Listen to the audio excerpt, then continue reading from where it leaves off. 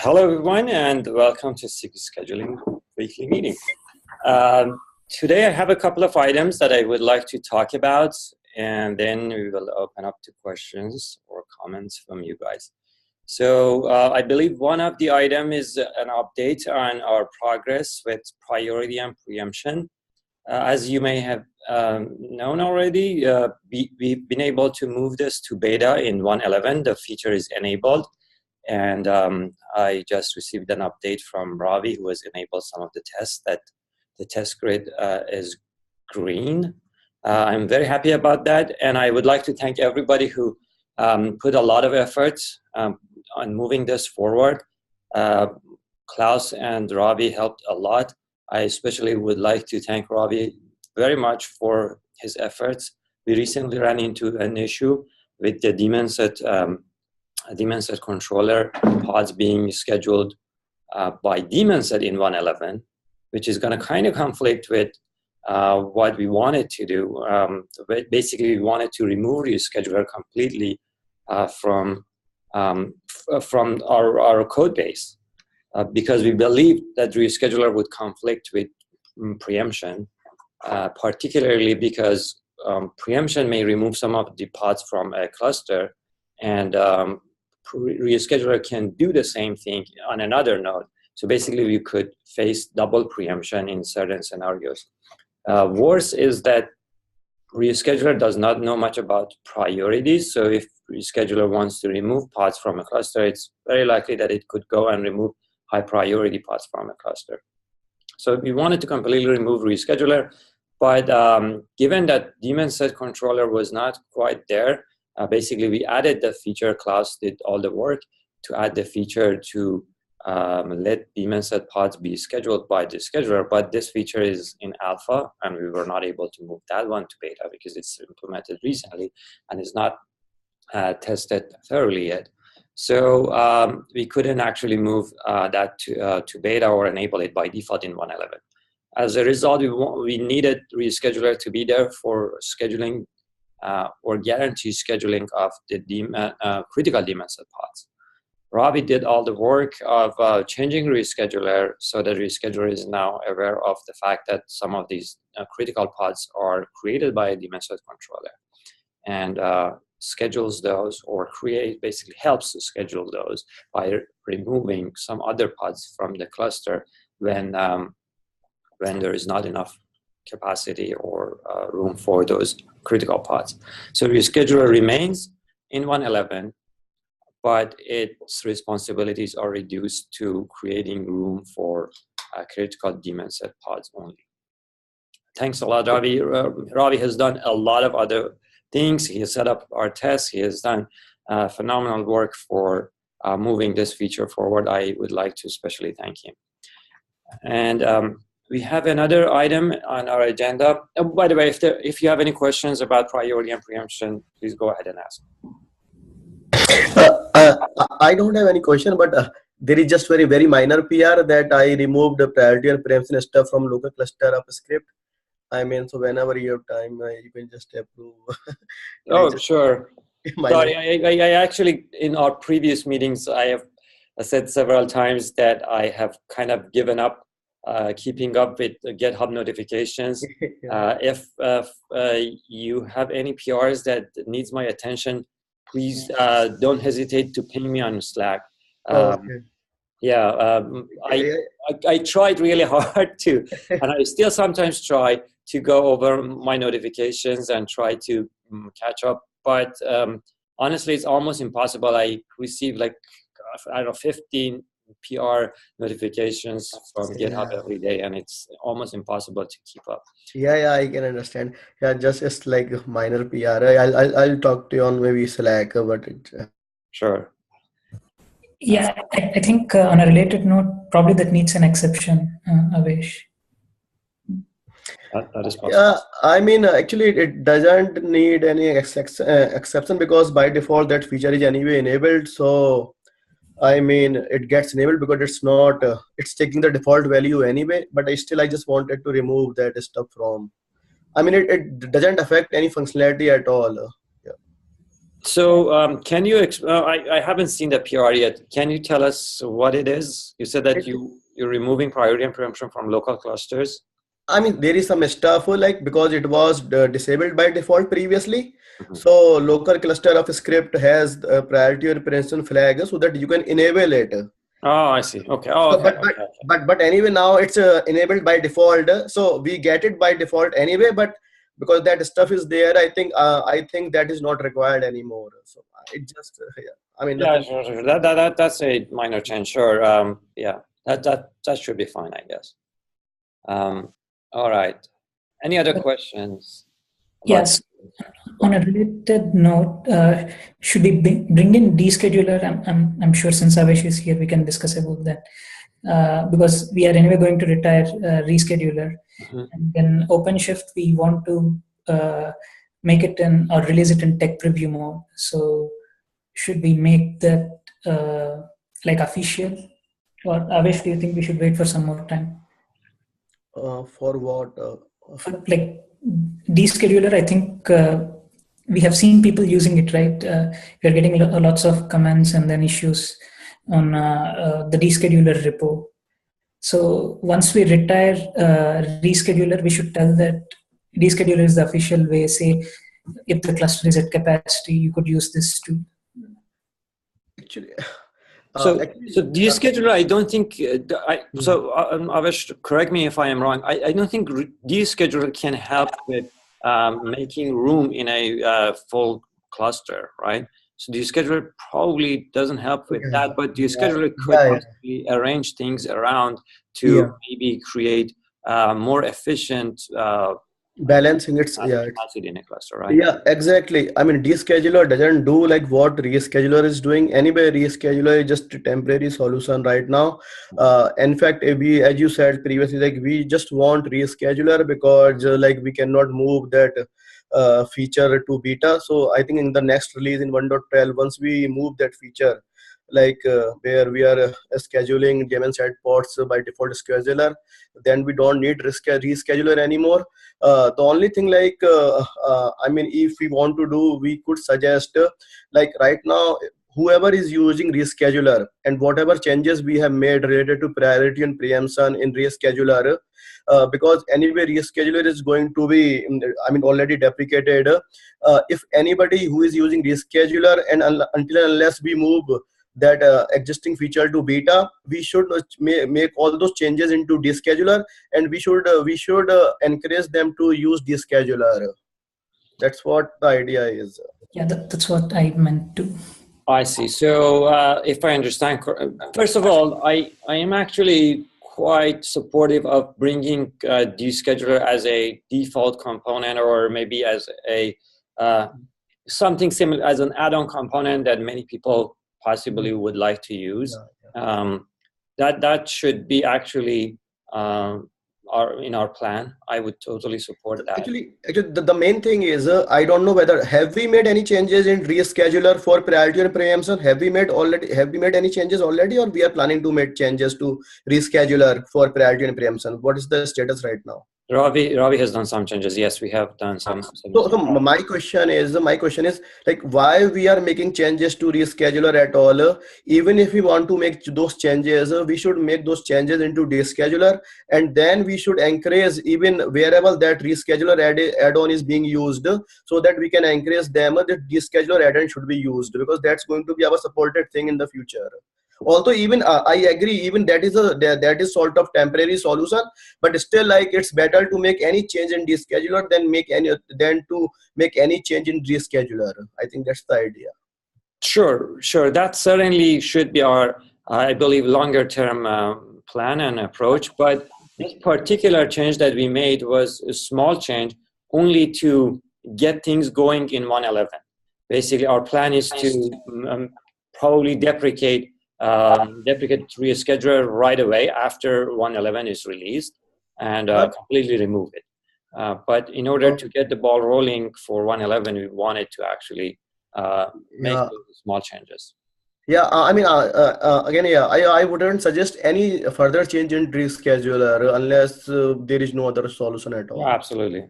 I totally agree. Yeah, thanks. Also, I wanted to know about the support of preemption and priority for multi-schedulers. Do we still need to work on this since we're going the way with the scheduling framework? Since I had some work done on this side, I wanted to know if I should continue on this or maybe wait. So the reality is that in our like vanilla Kubernetes, we don't have multiple schedulers.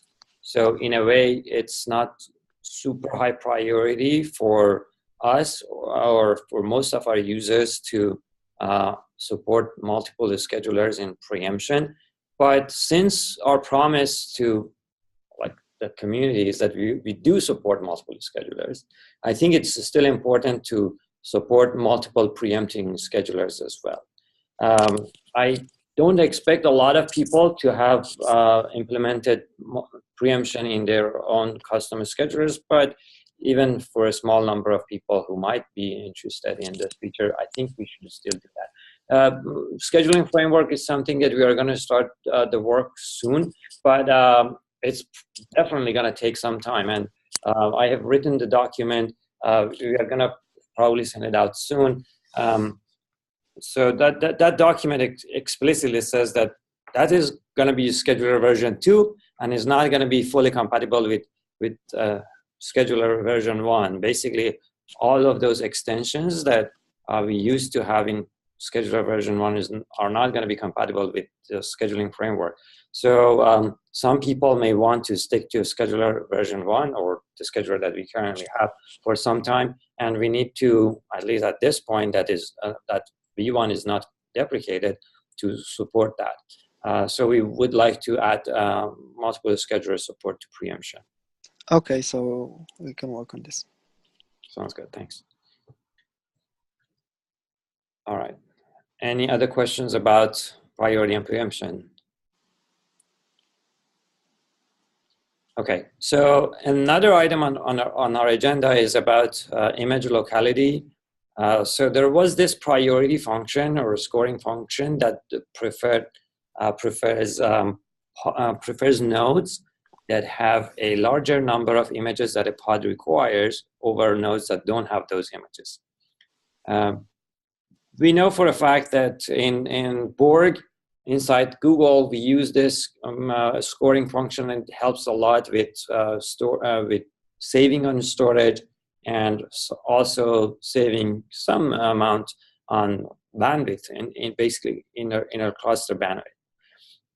That's an important optimization in my opinion, and we wanted to move it forward and make it a default priority function in 1.11, but we couldn't get everything in place before the code freeze, so it's pushed to 1.12.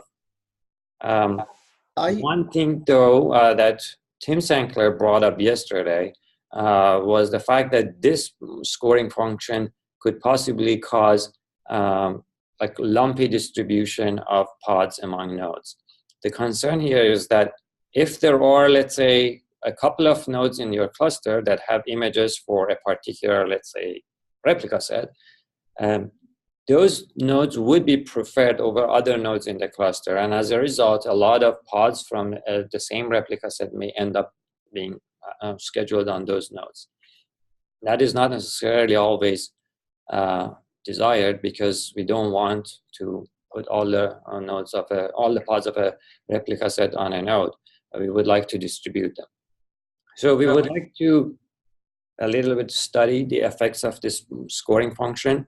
I don't believe that this particular scenario is always the case, because we have other scoring functions that will sort of normalize the effects of this one.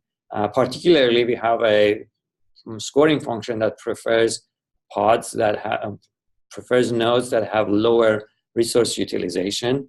So if some nodes in a cluster have a lot of resources utilized and some nodes are empty, then that priority function prefers the empty nodes.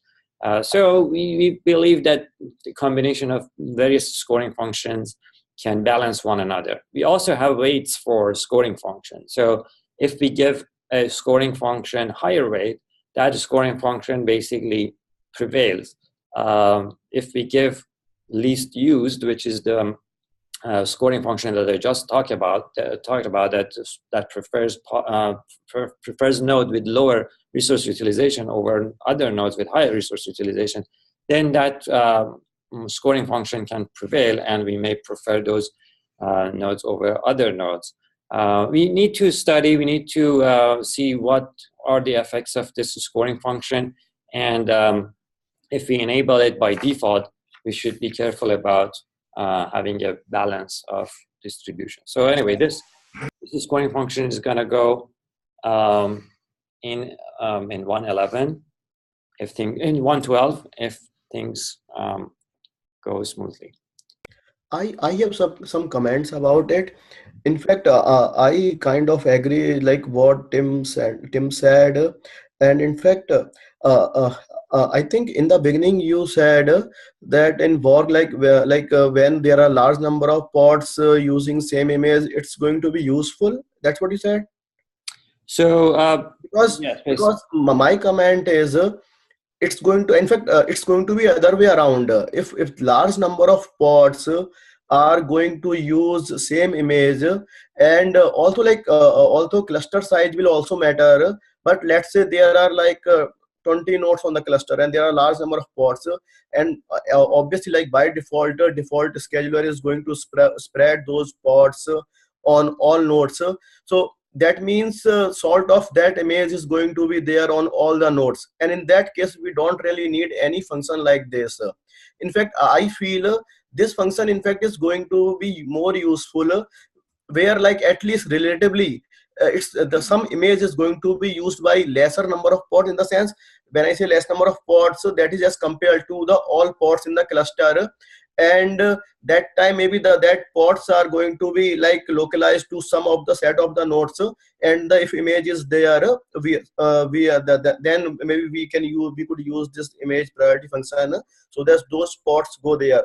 Because two things that was coming to my mind that we really need to take into account, like when even redesigning this, because I don't think so in its current form it's really going to be useful. Because first thing I would like to say, like one is like rate limiting in the sense this priority function really needs to check like how many pods have already been scheduled to some particular node, so that it does not schedule more nodes on the same more pods on the same node. And similarly, I think the cluster size will also matter. So I think without using these kinds of heuristics, it is possible the problem that Tim said, like we are going to have that in a cluster, like where we are going to enable that. Sure, I hear your concerns. At the same time, I believe if we set the weights correctly, and let's say that a pod, a node with lower resource utilization is generally preferred, or a node whose resources are more available are preferred over other nodes in the cluster. If there are, let's say, multiple nodes with similar resource utilization, then between those we can still choose one which gives us better efficiency, and that could possibly be a node that already has the images that a pod requires. This helps with saving on the storage. Also, it helps with pod startup time, because images no longer need, or maybe fewer images need to be fetched and installed on the node before the pod can start. Yeah, I agree. I mean, like generally, like I have seen like what some admins have been doing to like have better startup time, to have pre-pulled images, when the image is going to be used very frequently. So I mean, I'm not saying like, but I'm saying like sometimes that solution might be better than using that image priority function. I mean, I would like to say like we really need to think about this function before enabling that by default. I think it really needs more thoughts to put into it before we can really enable it, so that I mean we don't run into more issues than what. Yeah, I agree. We need to study the effects. We need to, other than thinking, we probably need to get some empirical data. Maybe we can actually start experimenting with a cluster with a certain size, and then start creating some pods and playing with the weights of various priority functions to find how things are distributed in practice when weights are changing. And I believe we can come up with a scenario or some proper weights that gives us good distribution as well as efficiency when distribution is not so much of a concern, or distribution is already ideal. We can also think about how to optimize for better pod startup time and lower storage usage. Nicholas. Yeah, I agree. Harry has been moving this forward, and he's going to work on this and come up with some of the test scenarios to find some data. Yeah, I mean, yeah, just one more point that comes to my mind. Obviously, like, you wouldn't want to use this priority function for some pods where images are already there on all the nodes, right? Well, if images are on all the nodes, then this priority function is effectively out of exactly, our equation, yeah, right? yeah. Okay, so these are all the updates that I wanted to give. We still have about 8 more minutes. Please go ahead and ask questions, or if you have any comments. I have just so now, like, we are already past 1.11. So what about the 1.12 planning? Like, what do you think? Like, next meeting, like, what would be the good time to talk about that? So that's a very good question. Actually, we already have several items which we would like to work on for 1.12. One is probably starting our work on the scheduling framework. I'm going to share the document soon. That's one of the things that we can, this is not something that necessarily going to be available in 1.12. Of course, this is a longer term effort. I would expect an early version of it to be available maybe as early as 1.13, maybe. But other than that, we would like to move equivalence cache to beta. That's another item that we would like to work on. And we still need to study the effects of equivalence cache. That we would like to move forward with gang scheduling. And that's something that Klaus has been working on, and we would like to see some progress there, probably finalizing the API before 1.12 and finding some plans for implementing it. This is another item. We would like to see some basically performance improvement, if possible, some more performance improvement on affinity and anti-affinity, and moving that feature to GA, because currently it's in beta and we keep hearing that we want to improve performance of affinity and anti-affinity. I have already sent one PR that has improved performance of the affinity and anti-affinity significantly. I believe we can do better in other areas. So that's another item. I think you have other items. I think one more item is scheduler policy. Like, we have been talking about, like, yeah, how we would go. Yeah, Yasin has been working on that. So basically, we've been working with Erica on the proposal. It's ready for a final review, but the plan is to implement it and have it ready for 1.12. So feel free to review, so we can do a final pass and get it merged.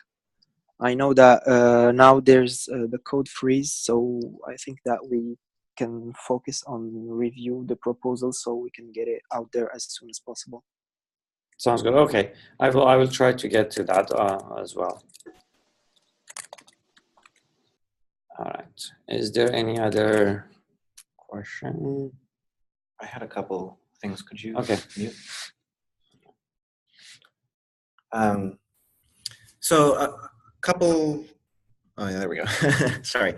One quick thing that I was going to mention, I keep confusing descheduler and rescheduler. It'll be easier when we get rid of one of them, but descheduler could potentially be renamed defragmentator or something. But what I wanted to mention was that I was going to send out a mail to the SIG this week, inviting everyone to do some issue cleanup in a coordinated effort. But then I found out that SIG Contribex is publishing like new guidelines on good first issue tagged issues. And so I think that's coming out next week. And so expect to hear from me asking all of us to go through, we have about 150 issues in the SIG now, and I could think of a handful more to file. And the context for all of this is, I don't know if this is true for everyone in the SIG, but like I've been approached by and talked to maybe 5 people in the last month or so who are all interested in contributing to SIG scheduling.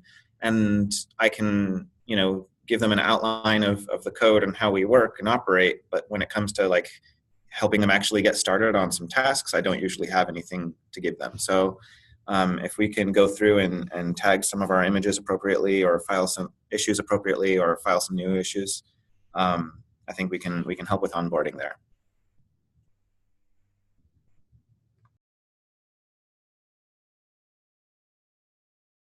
Yeah, sounds good to me. Yeah, sure.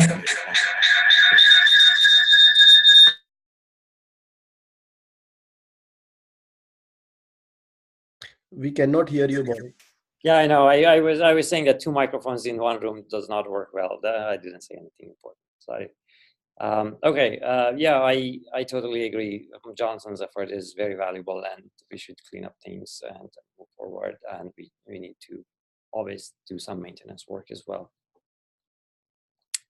All right. Is there any other question, comments? We have 2 more minutes.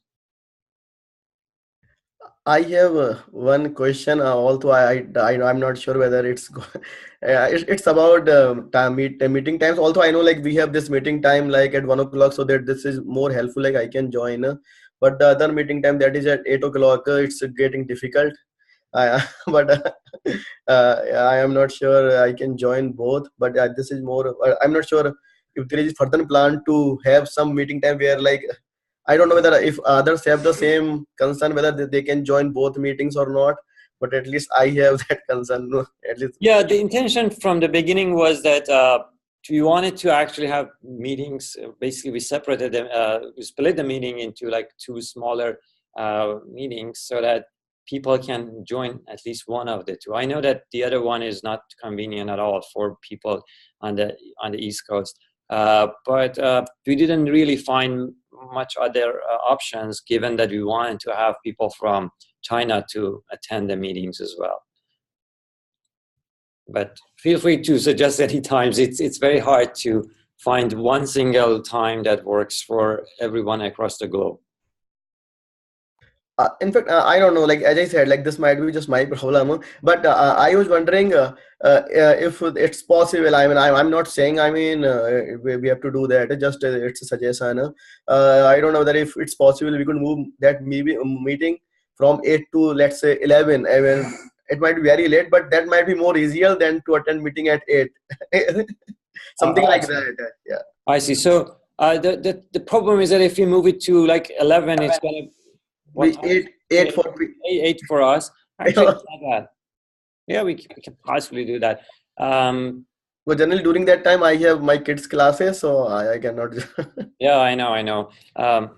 Maybe another aspect of the solution should be taking better meeting notes. Wow, there's 2 of me.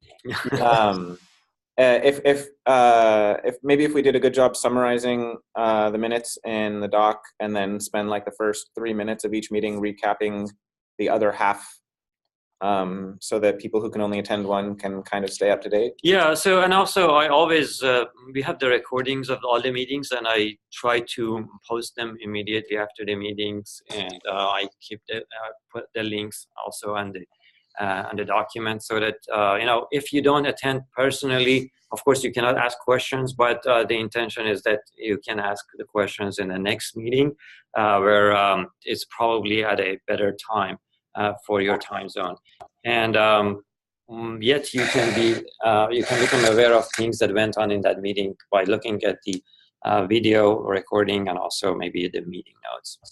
Yeah, yes, sounds good to me. Yeah, thanks. Sure. All right. Our time is up. Thank you very much for attending. I'll see some of you guys next week. Bye. Thank you. Thank you.